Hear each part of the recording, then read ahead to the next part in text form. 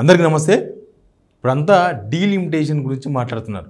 ఇప్పుడు రాజకీయాలలో లేదా జనాల్లో కూడా అసలు ఏంది ఈ డీలిమిటేషన్ అంటే ఏందన్న ఒక చర్చ ఒకటి స్టార్ట్ అయింది. మనం చూసినాం తమిళనాడుకు డైరెక్ట్గా Revanth Reddy and team, KTR and team పోయినరు. తమిళనాడు సీఎం స్టాలిన్ ఒక మీటింగ్ పెట్టింది పెద్దది. రేపు మాపు మళ్ళీ హైదరాబాద్లో అట్లాంటి మీటింగ్ పెడతామంటున్నారు. ఈ డీలిమిటేషన్ జరిగితే దక్షిణ భారతదేశానికి తీవ్రమైన నష్టం జరుగుతుంది. కాబట్టి అర్జెంటుగా చేయకుండా ఒక 25 సంవత్సరాలు వాయిదా వేయాలని డిమాండ్ తెర మీద తీసుకొచ్చారు. ఈ డిమాండ్ వినిపిస్తూనే ఈ మధ్య స్టాలిన్ ఇచ్చిన ఒక తమిళనాడు ముఖ్యమంత్రి స్టాలిన్ ఇచ్చిన ఒక పిలుపు ఏం తెలుసా? అర్జెంటుగా పిల్లలను కనండి. ఈ విషయాన్ని చంద్రబాబు నాయుడు గారు కూడా చెప్పారు ఈ మధ్యకాలంలోనే. ఏపీ ముఖ్యమంత్రి వీలైనంత వరకు పిల్లలను కనండి, జనాభాను పెంచండి అని చంద్రబాబు నాయుడు కూడా ఒక 3 months బ్యాక్ పిలిపించిండు. అసలు ఏంటి ఈ డీలిమిటేషన్ వల్ల వచ్చిన సమస్య ఏంది? ఈ డీలిమిటేషన్ కోసం ఇప్పుడు అర్జెంటుగా పిల్లలను కనాలి అని ఎందుకు ఈ ముఖ్యమంత్రులు చెప్తూ ఉన్నారు? ఈ సమావేశాలు దేనికోసం జరుగుతున్నాయి? అసలు ఏం జరగబోతుంది? ఇది బ్రీఫ్గా మీకు చెప్పే ప్రయత్నమే ఈ వీడియో. సబ్స్క్రైబ్ చేసుకునే వాళ్ళు ఉంటే సిగ్నల్ టీవీ సబ్స్క్రైబ్ చేసుకోండి. ఇట్లాంటి వార్తలు మీకు చాలా వస్తూ ఉంటాయి. ఇక పోదాం. లోక్సభ నియోజకవర్గాల డీలిమిటేషన్. యాక్చువల్గా డీలిమిటేషన్ అంటే ఏంటంటే ఎంత జనాభాకు పార్లమెంట్ స్థానం గురించి మాట్లాడదాం మనం. ఎంత జనాభాకు ఎన్ని పార్లమెంట్లు ఉండాలి అనేది డీలిమిటేషన్. దానికోసం ఒక ప్రత్యేకంగా ఒక కమిషన్ వేస్తారు, వాళ్ళు చూస్తారు. జనాభా ఆధారంగా పార్లమెంటు నియోజకవర్గాల సంఖ్య పెంపుదల ఉంటుందన్నమాట.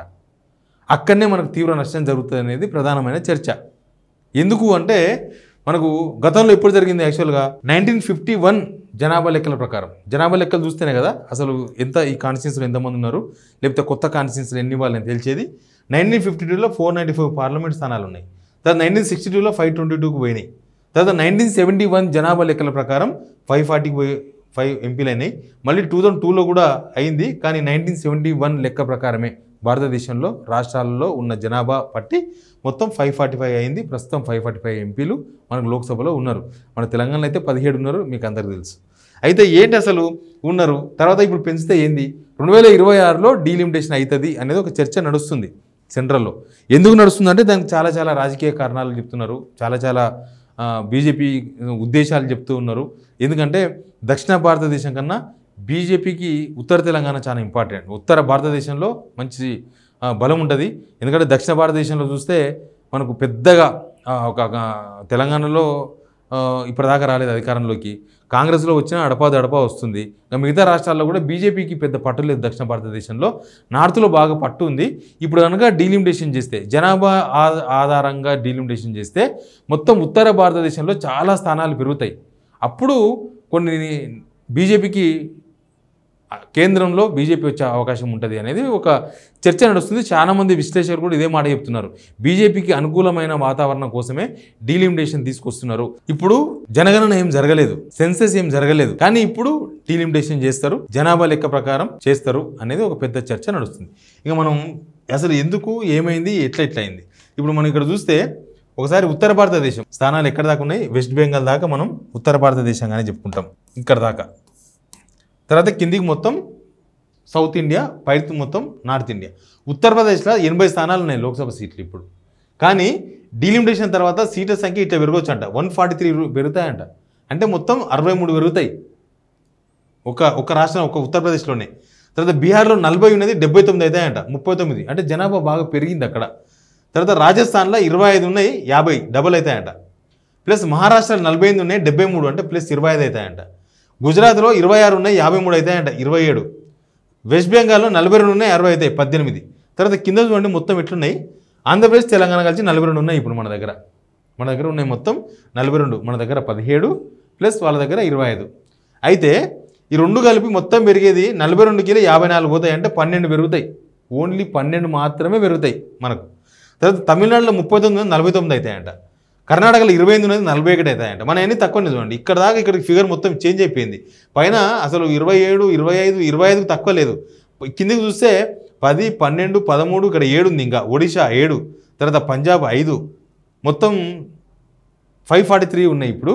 తర్వాత డీలిమిటేషన్ తర్వాత 848, 848 సీట్లు అవుతాయంట. దానిలో ఇప్పుడు చూడండి ఒకసారి మన ఆంధ్రప్రదేశ్, తెలంగాణ చూద్దాం. అలా 12 సీట్లు 2 రాష్ట్రాలు కలిసి పెరుగుతాయి. ఇక్కడ 63. అసలు మన దగ్గర 12 పెడతాయి. ఇప్పుడు 63 పెడితే 143 అయితే ఇక్కడ 143 అంటే మన దగ్గర ఉన్న మొత్తం సీట్లు అసలు దాని సగం కన్నా తక్కువ సీట్లు ఉంటాయి. ఇంకా అట్లాంటివే ఉన్నాయి. ఇక్కడ చూడండి 79 సీట్ డిలిమినేషన్ తర్వాత మన దగ్గర చూస్తే 54. వాళ్ళ దగ్గర ఎంత పెరుగుతుందో కనీసం అన్ని సీట్లు కూడా మన దగ్గర ఉండవు. కాబట్టి దక్షిణ భారతదేశంలో తక్కువ లోక్సభ నియోజకవర్గాలు తక్కువ సంఖ్యలో పెరుగుతాయి. ఉత్తర భారతదేశంలో ఎక్కువ సీట్లు పెరుగుతాయి జనాభా లెక్క ప్రకారం. జనాభా వాళ్ళకి ఎక్కువ. ఎందుకు మన దగ్గర జనాభా తక్కువైంది, జనాభా ఎక్కువైంది, అసలు ఎందుకు, ఎక్కడ, ఏముంది అనేది కూడా ఒక మ్యాప్ ఉంది మన దగ్గర. ఇది infant mortality rate in Indian states. ఒకసారి చూడండి. మధ్యప్రదేశ్ ఏంది ఇది 1000 లైవ్ బర్త్స్ అంటే 1000 మంది జననం అనమాట. తర్వాత మధ్యప్రదేశ్లో చూడండి హైయెస్ట్ ఉంది. ఉత్తరప్రదేశ్, ఛత్తీస్గఢ్, అస్సాం, ఒడిశా మొత్తం పైనుంచి కిందకి చూస్తే పైన మొత్తం ఉత్తర భారతదేశం, కింద మొత్తం మన దక్షిణ భారతదేశం.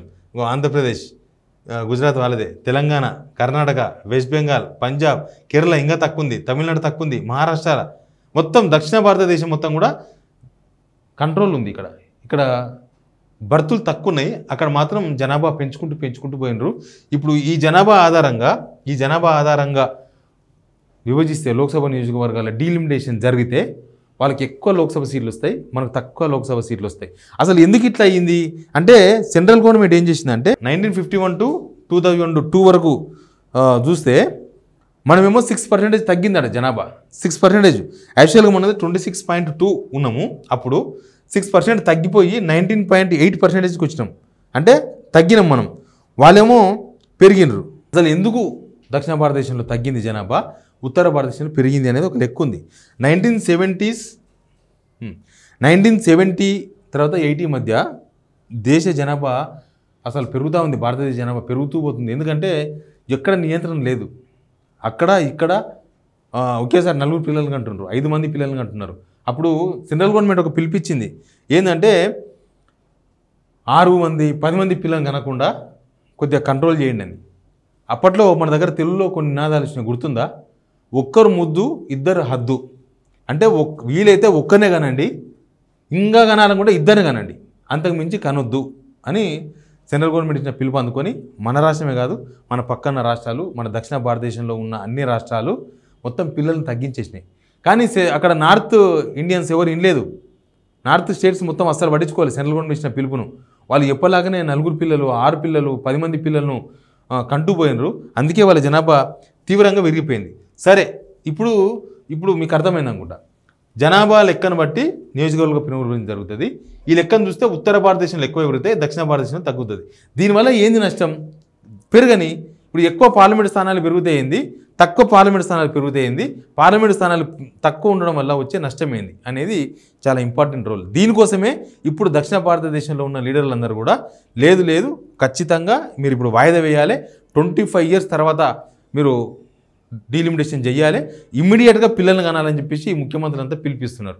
అసలు ఏంటి నష్టాలని చెప్పే ప్రయత్నం చేస్తారు. ఇప్పుడు ఇంకా ఉత్తర భారతదేశంలో ఎక్కువ సీట్లు, దక్షిణ భారతదేశంలో తక్కువ సీట్లు. అంటే ఎక్కువ మంది ఎంపీలు అక్కడ ఉంటారు, తక్కువ మంది ఎంపీలు ఇక్కడ ఉంటారు.